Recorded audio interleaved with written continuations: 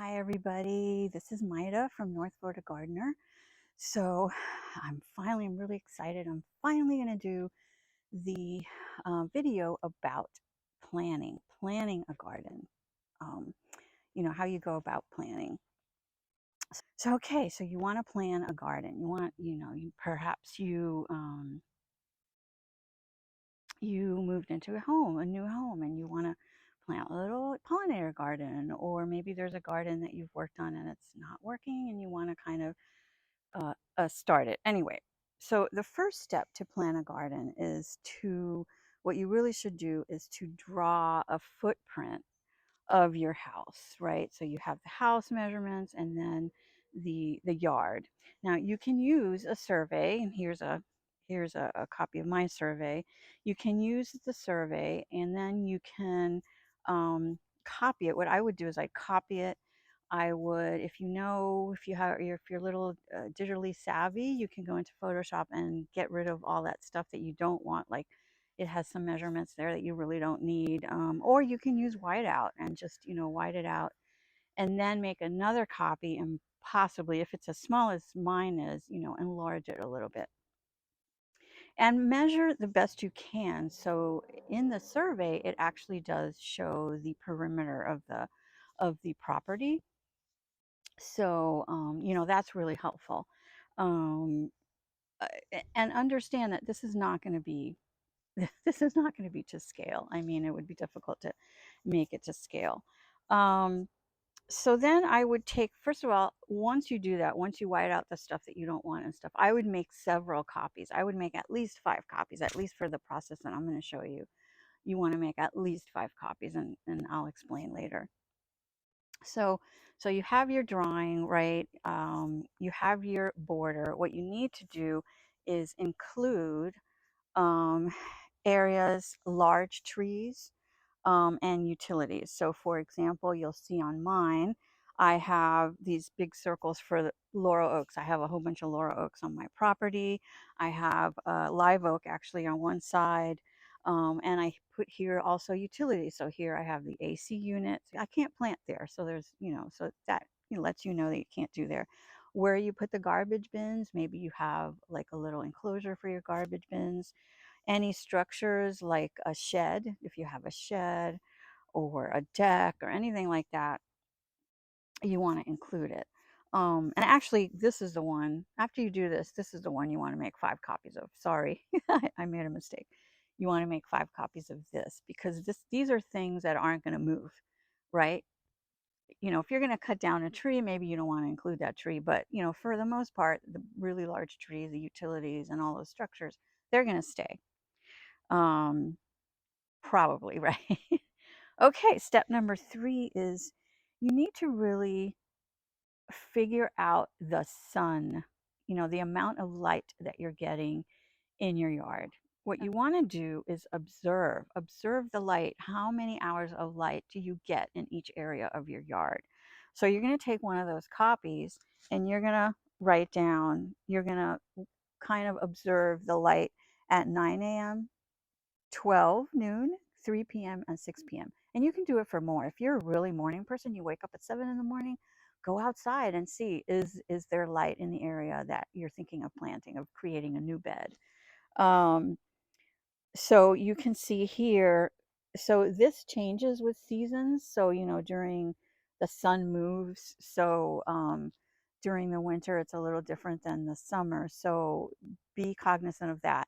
Honestly, the ones I'm showing you, I did 2 years ago. I believe it was 2021. Um, and I don't think it was the right time, because I think it's changed. So actually, I'm going to do it again, because I have found that some areas aren't getting as much sun as I thought. But so you could see the yellow. So for the 9 a.m. one, the yellow is where it gets full sun, right? And then the pink is shade. You can see it's mostly pink. And wherever it overlaps, it's like part shade, part sun, I guess part sun. And you can see that there's a lot of pink on mine. And I'm showing you, well, actually, I think I'm only showing you the backyard. So let's just talk about the backyard. Um, So I get a lot of sun close to my patio, in the front of my patio, and immediately to the left, a little bit, not a lot, and a little bit to the right, but that's the side yard, which doesn't matter. So then if you look at the 12 noon, it has changed. So now my side yard to the left of my patio has a lot of sun, and there's like this streak of sun that kind of goes through the center, diagonally through the center of my garden. Then the 3 p.m. one, that's the sweet spot, I think. Anyway, oops. So there's a lot of sun in the middle of my garden, and my concrete. My patio usually is really hot, and I used to have an umbrella for that reason. But so that's where. So really, I get a little bit of morning sun on that side yard, but then it goes away because of the overhang. I still get a little sun, but then by 6 p.m., that's gone and it's shade. And notice how in between the two, um, I think it's to the right. Yeah, to the right of the one of the Laura Oaks, I get a lot of sun, and that's actually afternoon sun that comes over the house, because my house faces west. It goes in to the right, and actually that has changed because I cut some trees to, let's see, south north of the house, I think. And I actually get a little bit more afternoon sun there also. So you really want to observe the amount of light, because that will really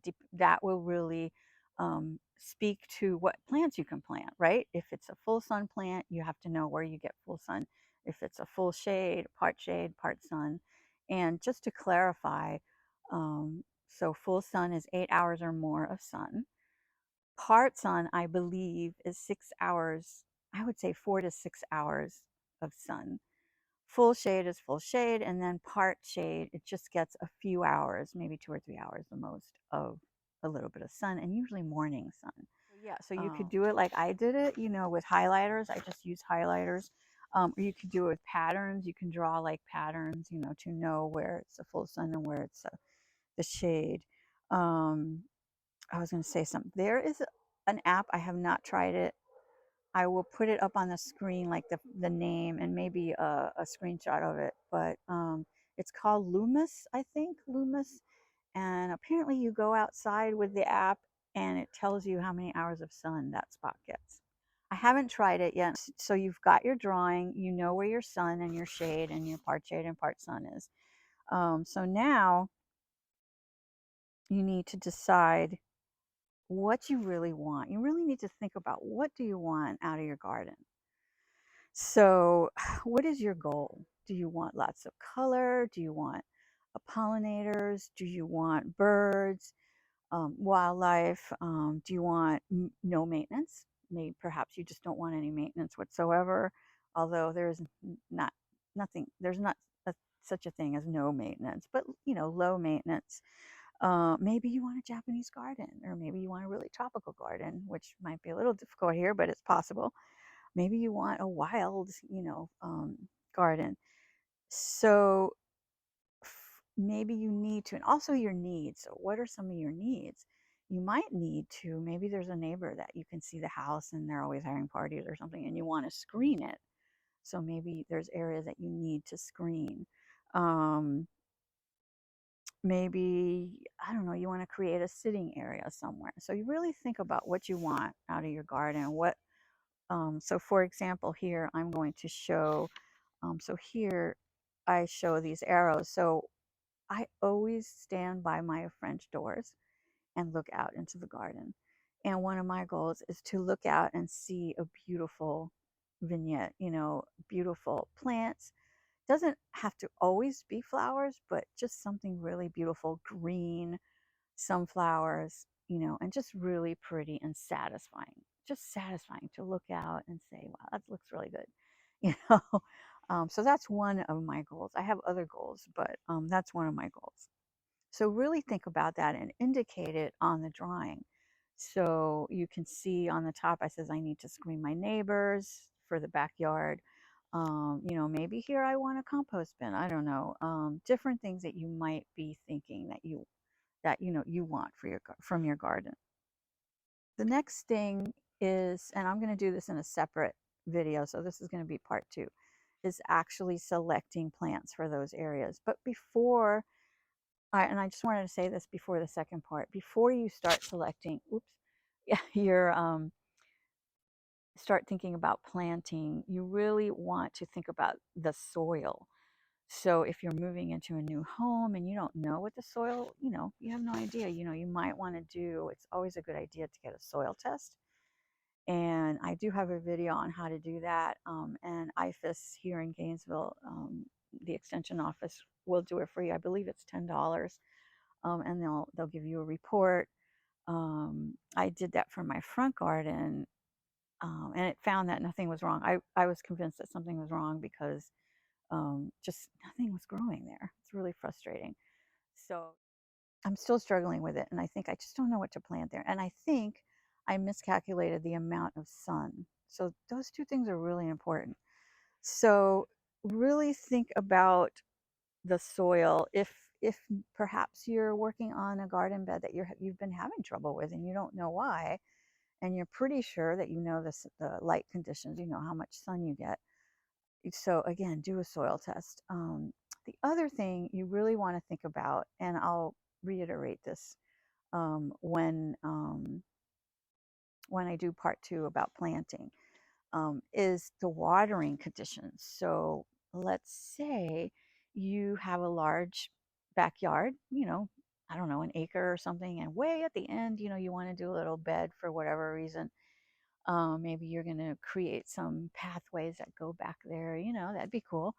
But you don't have a hose that's long enough to get over there. So watering that bed is going to be difficult, right? You're going to have to carry the watering can, and after a while that gets old. So perhaps you really need to think about those things, because if it's going to be a hassle, then maybe make sure you don't choose plants that really want to be watered all the time. So those are just a couple of things to think about before you start planting.